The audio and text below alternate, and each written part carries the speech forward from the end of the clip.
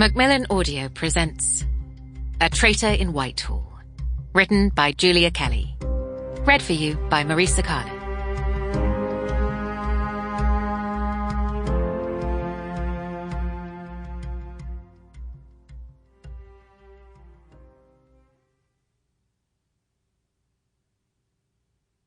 Prologue. September 7th, 1940. "Miss Redfern," snapped Miss Wilkes, causing me to jerk up and my pencil to skitter across the page of my notebook.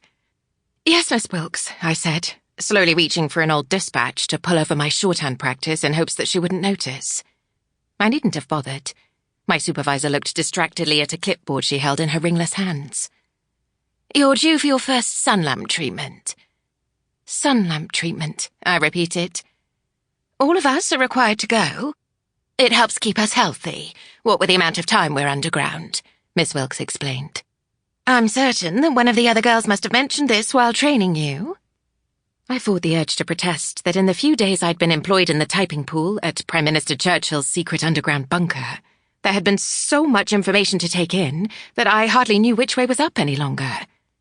The cabinet war rooms had security protocols, shift patterns, air raid and ground invasion warnings. Working there was like being dropped into a foreign land without a dictionary. "I apologize, Miss Wilkes. I became caught up in my work and it slipped my mind," I fibbed. Miss Wilkes shot me a look that seemed to say, "A likely story." "Go now, while there is a lull before the evening shift change, and remember to secure your notes." I hurried to tidy my desk.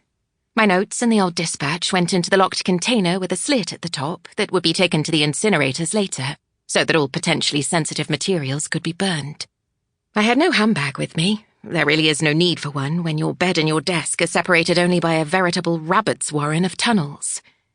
Instead, I flung my pistachio green cardigan over my cream-coloured blouse with the rounded collar, slung my brown leather gas mask case over my shoulder, touched my hair to make sure the dark brown curls were in place — you never knew whom you would meet in those corridors — and set off with purposeful steps. Around the corner from the typing pool, however, I hesitated. I'd been warned that taking a sun lamp treatment would require stripping down to my unmentionables and then standing in front of the blasting ultraviolet light with my eyes firmly shut.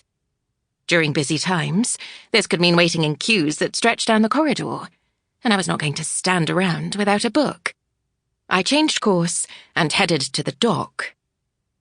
I knew the risk I was taking with this extra trip to the barracks, where all of us more junior staff who made up the nerve centre of Britain's most secretive, sensitive wartime hub slept during our 3-day shifts. I didn't know how things were on the men's side. It was made explicitly clear to me that I would never see that part of our barracks. But descending into the women's dock meant I was just as likely to find myself alone as I was to be caught up in an assessment of the attractiveness of a newly sewn siren suit, a heated debate of our military strategy in Europe, or a detailed discussion of why some half-wit boyfriend had just left a crying typist or switchboard operator, who was clearly the best thing that had ever happened to him. Really, going to the dock with a deadline on one's hands was a fool's errand. However, I was 50 pages from the end of Busman's Honeymoon by the incomparable Dorothy L. Sayers, and I needed to see if I was right in my suspicions about who had killed Mr. Noakes. I was in luck. As I descended the stairs, I found myself nearly alone, except for 4 girls I recognized from the typing pool's night shift, playing a rubber of bridge. I nodded a polite but quick hello, and scurried over to the bunk that I'd claimed that morning when I'd come underground for my shift. When I'd taken this job, I'd retained my room with my best friend, Moira, which meant that most of my clothes were still crammed into the wardrobe at our digs on Beena Gardens. I did make sure to take my knitting and bundle up 5 mystery novels with a leather belt like a schoolgirl to keep me occupied through the sometimes long nights. I could go without many things during a time of war, but I could not abide the thought of being without books.